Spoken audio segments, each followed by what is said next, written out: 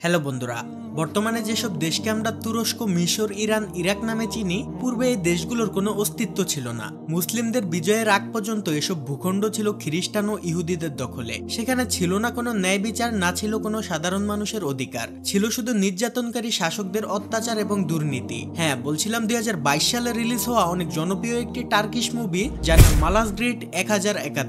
এটি মূলত একটি ওয়ার হিস্টোরি, যেখানে এক অবিশ্বাস্য যুদ্ধের কাহিনী তুলে ধরা হয়েছে। 1071 সাল মালাসগ্রিডদের মুখোমুখি হয় সেই সময়কার রোমান সাম্রাজ্যের রোমান সম্রাট এবং তুর্কির সেলজুক রাজ্যের বীর ও সাহসী সুলতান।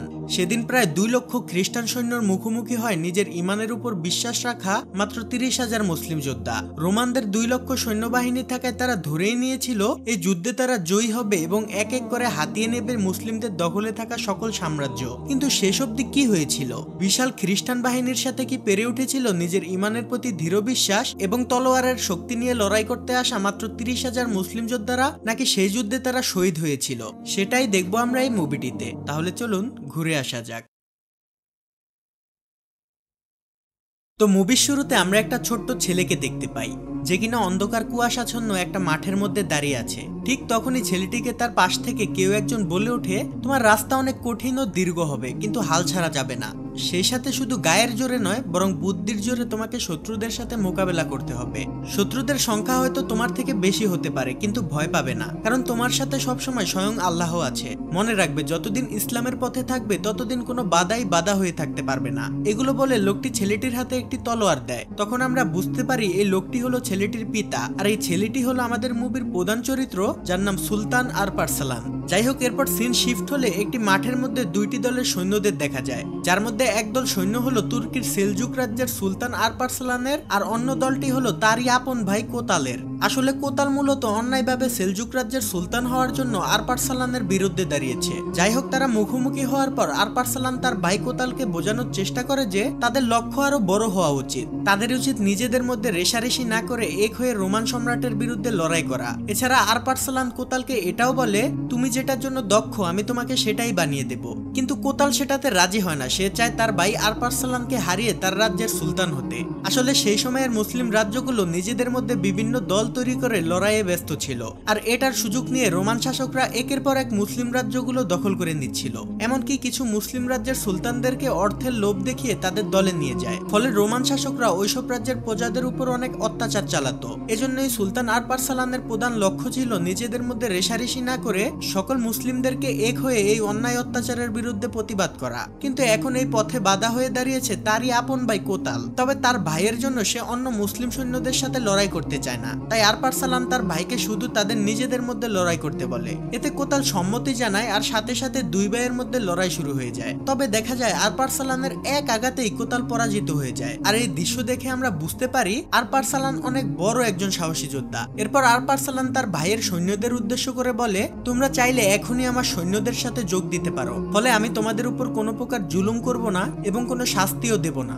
একথা শুনে কোতালের পুরো সৈন্যবাহিনী আরপারসালানের সৈন্যদের সাথে যোগ দেয়। যাই হোক, এরপর সিন শিফট হলে আমরা দেখতে পাই রোমান সম্রাট বাইজেন্টাইন মারা গিয়েছে, আর রাজার মৃত্যুর শোকে উজির ও সেনাপতি সহ সবাই সেখানে দাঁড়িয়ে আছে। সেখানে আমরা বাইজেন্টাইনের রানী ইউদোকিয়াকেও দেখতে পাই। এ সময় রাজাকে বিদায় জানাতে রাজপ্রাসাদের সামনের গেটে কিছু সৈন্য নিয়ে হাজির হয় রোমান সাম্রাজ্যের কমান্ডার রোমানস। এরপর পাহারাদার সৈন্যরা রাজপ্রাসাদের গেট খুললে রোমানস ও তার সৈন্যরা ভিতরে প্রবেশ করে, এবং প্রবেশ করার সাথে সাথে তারা প্রাসাদের সৈন্যদের উপর আক্রমণ করতে থাকে। তারা এক এক করে নিজেদের রাজ্যের সৈন্যদের মারতে মারতে শোকসভার সামনে চলে যায়। আর ঠিক তখনই প্রাসাদের বিশাল সৈন্যবাহিনী রোমানসকে চারদিক থেকে ঘিরে ফেলে। ফলে রোমানস প্রাসাদের সৈন্যদের কাছে আত্মসমর্পণ করে। এরপর তাকে প্রধান উজিরের কথা অনুযায়ী বন্দী করা হয়। তবে রোমানসের এরকম আচরণ দেখে রানী ইউদোকিয়া খুব অবাক হয়ে এখান থেকে চলে যায়। যাই হোক, পরের দিন রোমানসকে প্রাসাদের সবার সামনে আনা হয় শাস্তি নির্ধারণ করার জন্য। এখানে উপস্থিত থাকা সবাই রোমানসের ফাঁসি চেয়ে স্লোগান দিতে থাকে, কারণ সেখানে থাকা সবাই ভেবেছে সে হয়তো বিশ্বাসঘাতক হয়ে গেছে।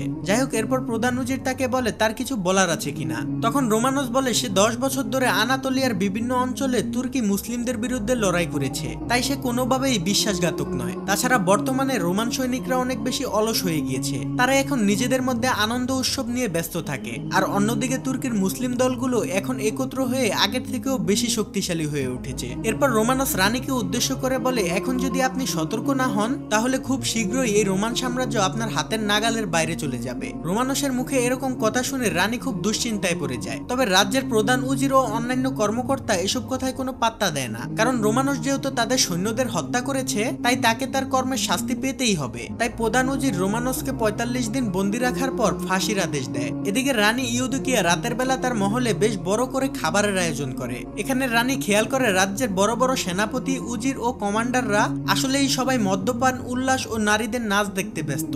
অথচ রোমানসের কথাগুলো সত্য নাকি মিথ্যা তা নিয়ে তাদের মধ্যে কোনো চিন্তা নেই। ফলে এসব বিষয় রানী ইউদোকিয়াকে আরো চিন্তায় ফেলে দেয়। যাই হোক, অন্যদিকে ভাইয়ের সাথে যুদ্ধ শেষ করে রাজ্যে ফিরে এসেছে সুলতান আরপারসালান।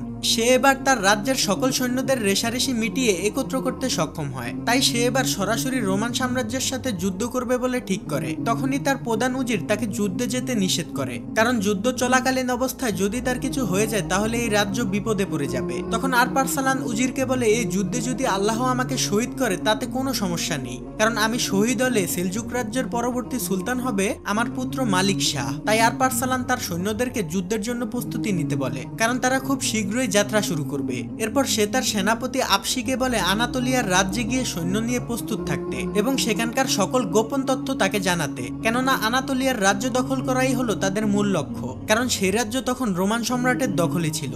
আপসি সুলতানের কথায় সম্মতি জানায় এবং বলে সে যুদ্ধের ময়দানে সরাসরি পশ্চিম দিক থেকে যুক্ত হবে। তার কথা শুনে সুলতান আরপারসালান কিছুটা শান্তি পায়। যাই হোক, এদিকে যুদ্ধে যাওয়ার আগে আমরা সুলতানের আরেক সেনাপতি ইয়াকুবকে দেখতে পাই। সে তার পরিবারের কাছে বিদায় নিতে গিয়েছিল। তখনই ইয়াকুবের ছেলে জানায় সেও তার বাবার সাথে যুদ্ধে যেতে চায়, কিন্তু ইয়াকুব তাকে নিষেধ করে, কারণ সে চায় তার বীর ছেলে যেন বাড়িতে থেকে তার মায়ের দেখাশোনা করে। যাই হোক, অন্যদিকে আনাতোলিয়ার রাজ্যে কাইসেরিয়া নামের একটি গ্রাম ছিল, যেখানে রোমান সৈনিকরা হঠাৎ আক্রমণ করে বসে। অথচ এটা তাদের নিজেদেরই গ্রাম। নিজেদের গ্রামে আক্রমণ করে তারা নিজেদের মানুষদের হত্যা করে লুটপাট করতে থাকে, আর গ্রামের তরুণী মেয়েদেরকে বন্দী করে তাদের সাথে নিয়ে যায়। সেখানে এলিনি নামের একটি মেয়ে ছিল, যার সামনে রোমান সৈন্যরা তার বাবাকে হত্যা করেছে। আর এইসব ঘটনা লুকিয়ে দেখছিল আরপারসালানের সেনাপতি আপসি। তবে আপসি এখানে কিছুই করে না। যাই হোক, অন্যদিকে রানী ইউদোকিয়া খুব কঠিন একটি সিদ্ধান্ত নেয় এবং সে আবারও সকলকে নিয়ে তার মহলে খাবারের আয়োজন করে। রানী প্রথমেই তার রাজ্যের কিছু খারাপ অবস্থার কথা তুলে ধরে সবাইকে বেশ রাগারাগি করে। তখন রানী আরো বলে, এই বিশাল সাম্রাজ্য ও সৈন্যবাহিনী সামলানোর জন্য একজন যোগ্য সম্রাট দরকার, আর তার মতে রোমানসই হচ্ছে সেই যোগ্য সম্রাট, কারণ সে খুব দক্ষ ও সাহসী যোদ্ধা। তার মতো দক্ষতার সাথে যুদ্ধ করা বাকিদের পক্ষে সম্ভব না, আর তাদের এখন একমাত্র লক্ষ্য হওয়া উচিত তুর্কির মুসলিমদের সাথে লড়াই করা, যেটা রোমানসের দ্বারাই সম্ভব। তবে রানীর এরকম সিদ্ধান্ত রাজ্যের উজির ও সেনাপতিদের পছন্দ হয় না, এমনকি প্রধান উজির এই সিদ্ধান্তের বিরোধিতা করে। তাই পরের দিন প্রধান উজির বিষয়টা নিয়ে রানীর সাথে একা দেখা করে। সে রানীকে বলে, আপনি যেহেতু রাজ্য সামলানোর জন্য বিয়ে করতে চাচ্ছেন, তাহলে এই রাজ্য সামলানোর জন্য যে দক্ষ তাকে এই বিয়ে করে সম্রাট বানানো উচিত হবে। তাই আমার মতে আমার ছোট ভাই টার্কুইস অথবা এই রাজ্যের কমান্ডার জর্জিয়াকে সম্রাট বানানো বুদ্ধিমত্তার কাজ।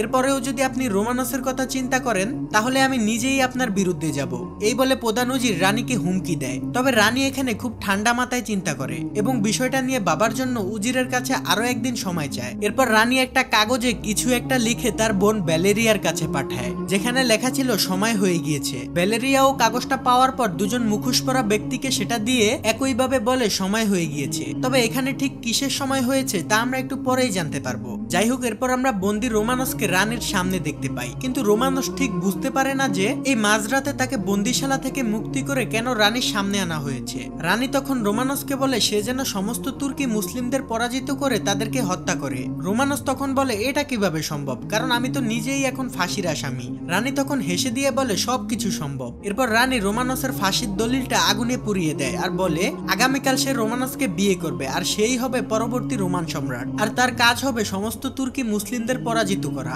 এরপর রানী রোমানসকে বিয়ের জন্য প্রস্তুতি নিতে বলে। যাই হোক, এরপর আমরা সময় হয়ে গিয়েছে সেই কথাটির কারণ জানতে পারি। আসলে প্রধান উজির যেহেতু রানীর বিরোধিতা করে রানীকে হুমকি দিয়েছে, তাই মুখোশ পরা দুজন লোক মূলত রানীর আদেশেই প্রধান উজিরকে হত্যা করে। যাই হোক, পরের দিন ধুমধাম করে রোমানসের সাথে রানী ইউদোকিয়ার বিয়ে হয়। বিয়ের সময় উপস্থিত থাকা সকলের উদ্দেশ্য করে রোমানস একটা ভাষণ দেয়। সে বলে এখন তার জীবনের একমাত্র লক্ষ্য তুর্কি মুসলিমদের পরাজিত করা, আর এই কাজে সে খুব শীঘ্রই বিজয় অর্জন করবে। যাই হোক, অন্যদিকে সুলতান আরপারসালানের নির্দেশে সেনাপতি ইয়াকুব তার সৈন্যদের নিয়ে রোমানদের দখলে থাকা আনাতোলিয়ার বেশ কয়েকটি এলাকা দখল করে ফেলে। ফলে সেই এলাকার রোমানদের সেনাপতি এ ব্যাপারে দ্রুত রানীকে একটা চিঠি পাঠায়। চিঠি পাওয়ার পর রানী ইউদোকিয়া বেশ ক্ষেপে যায়। রানী রোমানসকে বলে সে যেন দ্রুত মুসলিমদেরকে শায়েস্তা করে। এটা শুনে রোমানস ম্যাপ দেখে দেখে যুদ্ধের প্রস্তুতি নিতে থাকে। তখন তার সাথে ছিল কমান্ডার জর্জিয়া এবং রোমানসের আগের সাথী অ্যান্টনি। ঠিক তখনই তুর্কির একজন মুসলিম নেতা রোমানসের সাথে দেখা করতে আসে। সে রোমানসকে জানায় সে তাদের সাথে অর্থাৎ রোমানদের পক্ষ হয়ে মুসলিমদের সাথে লড়াই করতে চায়। এর বিনিময়ে সে রোমানসের থেকে 1 লাখ স্বর্ণ মুদ্রা চায়। তখন রোমানস তাকে বলে তুর্কির গ্রাম নিয়ে আমার কোনো আগ্রহ নেই, তাই সেই জায়গা দখল করার পর তুমি সেখান থেকে ইচ্ছে মতো লুটপাট করতে পারবে।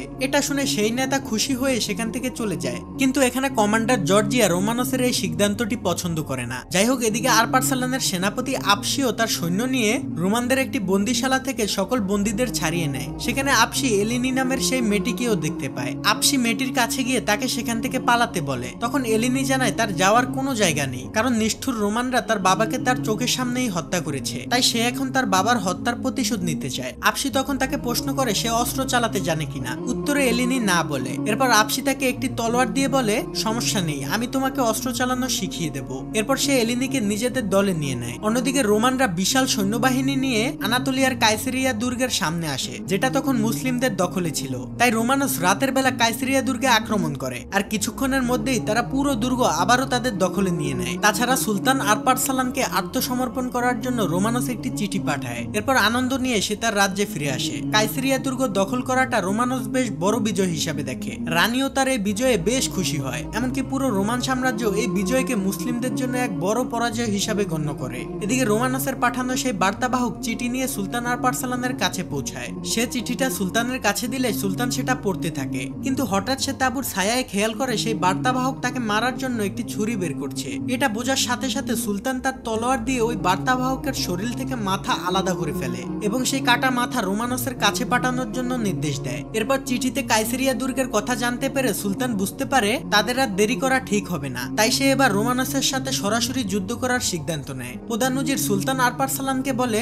রোমানসের সৈন্য সংখ্যা প্রায় 2 লাখ, আর আমাদের তো 30,000ও হবে না, তাহলে কিভাবে আমরা ওদের সাথে লড়াই করব? তখন সুলতান উজিরকে ভয় পেতে নিষেধ করে আর বলে আমাদের কাছে এমন এক শক্তি আছে যা রোমানদের কাছে নেই, আর তা হলো আল্লাহর প্রতি বিশ্বাস। আমাদের ইমানের শক্তির কাছে রোমানদের বিশাল বাহিনী কিছুই না। সুলতানের মুখে এমন কথা শুনে উজির আত্মবিশ্বাস ফিরে পায়। এরপর সুলতান আরপারসালান তাবু থেকে বের হয়ে সৈন্যদের বিভিন্ন পরামর্শ দেয়। তখন আমরা সুলতানের সেনাপতি ইয়াকুবের ছেলেকে দেখতে পাই। সে এখানে একটু লুকিয়ে থাকার চেষ্টা করে, কারণ তার বাবা তাকে বারণ করার সত্ত্বেও সে এই যুদ্ধে যোগ দিয়েছে। যাই হোক, পরের দিন সুলতান আরপারসালান তার সৈন্যদের নিয়ে যুদ্ধের উদ্দেশ্যে মালাজগ্রিডদের দিকে যেতে থাকে। যাত্রাপথে ইহুদিদের দখলে থাকা গ্রামগুলো সুলতান তার নিজের দখলে নিয়ে নেয়, আর সেই সমস্ত গ্রামের সেনাদেরকে সুলতান নিজের দলে নিতে থাকে। এরপর যাওয়ার পথে হঠাৎ একদল যাযাবর সুলতানের সৈন্যবাহিনীর সামনে চলে আসে। তারা সুলতান আরপারসালানকে জানায় যে তারাও তাদের সাথে যুদ্ধে অংশগ্রহণ করতে চায়, কারণ নিষ্ঠুর রোমানরা তাদেরকে নানাভাবে অত্যাচার করত। তাই সুলতান তাদেরকেও তার সাথে নিয়ে নেয়। অন্যদিকে রোমানসের সামনে সে বার্তাবাহকের কাটা মাথাটি নিয়ে আসলে সে প্রচন্ড ক্ষেপে যায় আর অ্যান্টনিকে খুব দ্রুত যুদ্ধের প্রস্তুতি নিতে বলে। তখন কমান্ডার জর্জিয়া তার কাছে এসে বলে সে আসলে কি চায়। উত্তরে রোমানস জানায় সে সুলতান আরপারসালানের কাটা মাথা চায়, আর এর মধ্যে যে বাধা হয়ে আসবে সে তাকেই হত্যা করবে। জর্জিয়া তখন বলে যদি কোনো রোমান সৈন্য আসে। উত্তরে রোমানস বলে তাহলে তাকেও ছাড় দেব না। আসলে জর্জিয়ার এইসব উল্টাপাল্টা প্রশ্নের কারণ হচ্ছে রোমানস যে রোমান সাম্রাজ্যের সম্রাট এটা জর্জিয়া কোনোভাবেই মেনে নিতে পারে না। যাই হোক, এরপর রোমানস তার বিশাল সৈন্যবাহিনী নিয়ে বেরিয়ে পড়ে। তখন রাজপ্রাসাদের গেটের সামনে সেই প্রধান উজিরের ছোট ভাই টারকুইচের লাশ ঝুলে থাকতে দেখা যায়। তখনই আমরা রোমানসের নিষ্ঠুরতা সম্পর্কে ধারণা পাই। যাই হোক, যাত্রাপথে রোমানস একটি জায়গায় তাঁবু ফেলে বিশ্রাম নেয়। তখন রোমানস কমান্ডার জর্জিয়াকে তার তাঁবুতে ডাকে। জর্জিয়া তাঁবুর ভিতরে আসার সাথে সাথে অ্যান্টনি সহ কিছু সৈন্য একাধারে জর্জিয়ার উপর তলোয়ার চালায়। ঠিক তখনই রোমানস সেখানে এসে জর্জিয়াকে উদ্দেশ্য করে বলে এক বনে কখনো 2 বাঘ থাকতে পারে না। এটা বলে রোমানস জর্জিয়াকে হত্যা করে ফেলে। এদিকে সুলতান আরপারসালান ততদিনে তার সৈন্যদের নিয়ে মালাজগ্রিটে পৌঁছে যায়। সেখানে সেনাপতি আপসিও তার সৈন্যদের নিয়ে সুলতানের সাথে যুক্ত হয়। তার সাথে এলিনি নামের সেই মেয়েটিও ছিল। এরপর সুলতান সেনাপতি ইয়াকুবকে নির্দেশ দেয় মালাজগ্রিটে আগে থেকে অবস্থান নেওয়া রোমানদের তাঁবুতে আক্রমণ করার জন্য। আদেশ পেয়ে ইয়াকুব রাতের অন্ধকারে অল্প কিছু সৈন্য আর সেই যাযাবরগুলোকে নিয়ে রোমানদের সেই তাঁবুতে ঝাঁপিয়ে পড়ে। মুসলিমদের এমন আক্রমণে ভয় পেয়ে রোমান সৈনিকরা এদিক ওদিক পালাতে থাকে, আর ইয়াকুব তার সৈন্যদের নিয়ে রোমানদের 100 জন সৈনিককে হত্যা করে। ফলে এই খবরটা রোমানসের কানে গেলে সে খুব নিষ্ঠুর একটি সিদ্ধান্ত নেয়। রোমান সৈন্যদের আত্মবিশ্বাস ধরে রাখার জন্য আশেপাশের গ্রাম থেকে অনেকগুলো নিরপরাধ তুর্কি মুসলিমদের ধরে আনা হয়। এরপর রোমানস তার সৈন্যদের সামনে সেই তুর্কি মুসলিমদের নিষ্ঠুরভাবে হত্যা করে। যাই হোক, পরের দিন রোমানস তার সৈন্যদের নিয়ে আবারও মালাসগ্রিটের দিকে এগোতে থাকে। যাত্রাপথে আমরা অনেক রোমানদের লাশ ঝুলে থাকতে দেখি। আসলে এদেরকে মূলত রোমানসের আদেশেই হত্যা করা হয়েছে, কারণ রোমানস ভেবেছে এরা হয়তো এখন মুসলিমদের পক্ষে। আর শুধুমাত্র এই সন্দেহের কারণে রোমানস একের পর এক তাদের নিজেদের গ্রামের সাধারণ রোমানীয়দের মেরে ফেলে। যাই হোক, শেষমেশ রোমানস তার সৈন্যদের নিয়ে মালাসগ্রিটে পৌঁছায়। যুদ্ধ শুরু করার আগে রোমানস তার সৈন্যদের নিয়ে খ্রিস্টান ধর্মের বিভিন্ন ধর্মীয় রীতিনীতি পালন করতে থাকে। এরপর তার সৈন্যদের যুদ্ধের কৌশল সহ বিভিন্ন পরামর্শ দিতে থাকে। অন্যদিকে সুলতান আরপারসালানও তার সৈন্যদের নিয়ে একসাথে সালাত আদায় করে এবং আল্লাহর কাছে দোয়া প্রার্থনা করতে থাকে। সেও তার সৈন্যদের যুদ্ধের কৌশল সহ বিভিন্নভাবে আত্মবিশ্বাস দিতে থাকে। যাই হোক, এরপর যুদ্ধের প্রথম দিন অর্থাৎ 25শে আগস্ট 1071 সাল। মালাসগ্রিটের দুই পাশে বিশাল দুইটা সৈন্যবাহিনী নিয়ে মুখোমুখি দাঁড়িয়ে আছে সুলতান আরপারসালান এবং সম্রাট রোমানস। তবে রোমানস অবশ্য বেশ আয়েশ করে চেয়ারে বসে আছে, কারণ সে ভালো করেই জানে তার 2 লক্ষ সৈন্যর সামনে সুলতানের 30,000 সৈন্য কিছুই না। এছাড়া রোমানসের সাথে সেই তুর্কির বিশ্বাসঘাতক মুসলিম নেতা, যে কিনা স্বর্ণ মুদ্রার জন্য মুসলিমদের সাথে গাদ্দারি করে তার রাজ্যের সৈন্যদের নিয়ে রোমানদের সাথে যোগ দিয়েছে। আসলে রোমানস মূলত তাদেরকে নিয়েছে সুলতানের সৈন্যদের বরকে দেওয়ার জন্য, কারণ মুসলিম হয়ে মুসলিমদের বিরুদ্ধে লড়াই করা যেন সুলতানের সৈন্যদের জন্য কঠিন হয়ে পড়ে। যাই হোক, রোমানস তার সৈন্যদের নির্দেশ দেয় মুসলিমরা যতক্ষণ পর্যন্ত তাদের আক্রমণ না করবে ততক্ষণ যেন তারাও আক্রমণ না করে, কারণ সে চেয়েছিল সুলতান আগে আক্রমণ করার পর তারা আক্রমণ করবে। যাই হোক, প্রথম দিন কোন রকম যুদ্ধ ছাড়াই পার হয়ে যায়। এরপর দ্বিতীয় দিন আবার দুই পক্ষ মুখোমুখি হয়, কিন্তু সুলতান আরপারসালান লড়াই শুরু করছে না দেখে রোমানস ভাবে মুসলিমরা হয়তো ভয় পেয়েছে, তাই রোমানস যুদ্ধ না করে তার সৈন্যদের নিয়ে ফিরে যাওয়ার সিদ্ধান্ত নেয়। ঠিক তখনই আমরা সুলতানকে তার তীক্ষ্ণ বুদ্ধি ব্যবহার করতে দেখি, কারণ তার বাবা তো তাকে ছোটবেলায় বলেছিল যুদ্ধক্ষেত্রে সামরিক শক্তি নয় বরং বুদ্ধির জোরে জিততে হয়। তাই সুলতানের নির্দেশে 30 জন তুর্কি সৈন্য ঘোড়া নিয়ে রোমান সৈন্যদের দিকে এগিয়ে আসতে থাকে। মাত্র 30 জন সৈন্য দেখে রোমানস এবং তার সৈন্যরা বেশ অবাক হয়ে যায়। এরপর ওই 30 জন সৈন্য রোমান সৈন্যদের কাছাকাছি এসে যুদ্ধ না করে উল্টো ফিরে যেতে থাকে। এটা দেখে রোমান সৈন্যরা ভাবে তারা হয়তো ভয় পেয়ে পালিয়ে যাচ্ছে, তাই এবার তারা সেই তুর্কি মুসলিম সৈন্যদের পিছন থেকে আক্রমণ করার জন্য ছুটে আসে। আর সুলতান তো ঠিক এটাই চেয়েছিল। সে এবার তার সৈন্যদেরকে তীর চালানোর নির্দেশ দেয়। নির্দেশ পেয়ে মুসলিমরা তীর ছুড়লে বৃষ্টির মতো তীর এসে পড়তে থাকে রোমান সৈন্যদের উপর। ফলে রোমান সৈন্যরা দিশে হারিয়ে ফেললে সুলতান তার বাহিনী নিয়ে তাদের উপর আক্রমণ করতে থাকে। আর এখানেই শুরু হয় রোমান এবং তুর্কি মুসলিমদের সেই ঐতিহাসিক যুদ্ধ। যুদ্ধের এক পর্যায়ে সুলতানের সাথে রোমানদের দলে যুক্ত হওয়া সেই মুসলিম নেতাকে দেখা যায়। সেই মুসলিম নেতা সুলতান আরপারসালানকে দেখে থমকে যায়। আর তখন আমরা ফ্ল্যাশব্যাকে দেখতে পাই যুদ্ধের আগের রাতে সুলতান তার এই বিশ্বাসঘাতকতার সম্পর্কে জানতে পারে। তাই সুলতান সেই রাতে তার তাঁবুতে আক্রমণ করে তাকে জানায় সে কখনোই তার অন্য মুসলিম ভাইদের বিপক্ষে অস্ত্র ধরতে চায় না। এরপরেও যদি তুমি বিশ্বাসঘাতকতা করো তাহলে এর পরিণাম খুব ভয়ঙ্কর হবে। তাই সে সুলতানকে দেখে নিশানা উড়িয়ে তার সৈন্যদের যুদ্ধ থেকে তুলে নেয়। এরপর সে নিজেই তার সৈন্যদের নিয়ে রোমান সৈন্যদের বিরুদ্ধে যুদ্ধ করে। আর এটা দেখে রোমান সৈন্যরা কিছুটা মনোবল হারিয়ে ফেলে। যাই হোক, যুদ্ধের এক পর্যায়ে সেনাপতি ইয়াকুব তার ছেলেকে দেখতে পায়। নিজের দেশ ও সুলতানের প্রতি দায়িত্ব দেখে ইয়াকুব তার ছেলের প্রতি খুশি হয়। এরপর পাশাপাশি দাঁড়িয়ে পিতা ও পুত্র মিলে ইসলামের জন্য যুদ্ধ করতে থাকে। কিন্তু এই সুখ তাদের জীবনে বেশিক্ষণ থাকে না। হঠাৎ একটা তীর এসে লাগে ইয়াকুবের ছেলের বুকে। সাথে সাথে সে মাটিতে লুটিয়ে পড়ে এবং শাহাদাত বরণ করে। চোখের সামনে ছেলের মৃত্যু দেখে ইয়াকুব কান্নায় ভেঙে পড়ে। তবে এরপরেও ইয়াকুব যুদ্ধ চালিয়ে যায়। অন্যদিকে রোমানসের সেনাপতি অ্যান্টনি ও সুলতানের সেনাপতি আপসি মুখোমুখি হয়।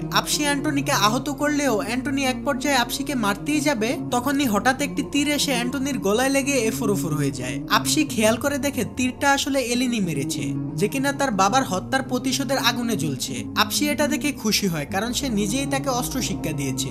যাই হোক, এদিকে সুলতান আরপারসালানের যেমন লুক তেমন অ্যাকশন। সে একের পর এক তার তলোয়ার দিয়ে রোমান সৈন্যদের জান কেড়ে নেয়। এরপর যুদ্ধের একদম শেষে মুখোমুখি হয় সুলতান আরপারসালান এবং সম্রাট রোমানস। তবে আরপারসালানের সামনে রোমানস বেশিক্ষণ টিকে থাকতে পারে না। অল্প সময়ের মধ্যে আরপারসালান রোমানসকে পরাস্ত করে ফেলে। এমনকি সুলতান রোমানসকে তার সাথে লড়াই করার জন্য কয়েকবার সুযোগ দেয়, কিন্তু প্রতিবারই রোমানস পরাজিত হয়। রাজাকে পরাস্ত হতে দেখে রোমান সৈন্যরা এদিক ওদিক পালাতে শুরু করে। এরপর সুলতানের সৈন্যরা রোমানসকে বন্দী করে ফেলে। আর এটাই ইতিহাসের প্রথম ঘটনা যে কোনো রোমান সম্রাট একজন মুসলিম সুলতানের কাছে বন্দী হয়েছে। এরপর সুলতানের সৈন্যরা রোমানসকে সুলতানের সামনে নিয়ে আসে। তখন সুলতান রোমানসকে জিজ্ঞেস করে রোমানস যদি এখন তার জায়গায় থাকতো তাহলে সে কি করত। উত্তরে রোমানস বলে পায়ে দড়ি বেঁধে ঘোড়ার সাথে আটকিয়ে টানতে টানতে পুরো তুর্কি সাম্রাজ্য ঘুরাতো, আর এভাবেই সে সুলতানকে হত্যা করত। রোমানসের মুখে এমন নিষ্ঠুর উত্তর শুনে সুলতান বলে, ইসলাম আমাদের এই শিক্ষা দেয় না। ইসলাম প্রতিশোধের নয় বরং ক্ষমার ধর্ম। তাই সুলতান রোমানাস এবং তার বাহিনীকে কোনো শাস্তি না দিয়ে বরং তাদের ক্ষমা করে মুক্ত করে দেয়। এরপর সুলতান যুদ্ধের ময়দানে দাঁড়িয়ে যুদ্ধে শহীদ হওয়া মুসলিম সৈন্যদের জন্য দোয়া করতে থাকে। আর এভাবেই আনাতোলিয়া চলে আসে মুসলিমদের দখলে, যা আজকে তুরস্কের অংশ হয়ে উঠেছে। আর মুসলিমদের এই গৌরবময় বিজয়ের মধ্যে দিয়ে এই মুভিটি এখানেই শেষ হয়ে যায়। তো গল্পটি ভালো লাগলে একটি লাইক করতে পারেন এবং কমেন্টে নিজের মতামতটা জানিয়ে যেতে পারেন। আল্লাহ হাফেজ।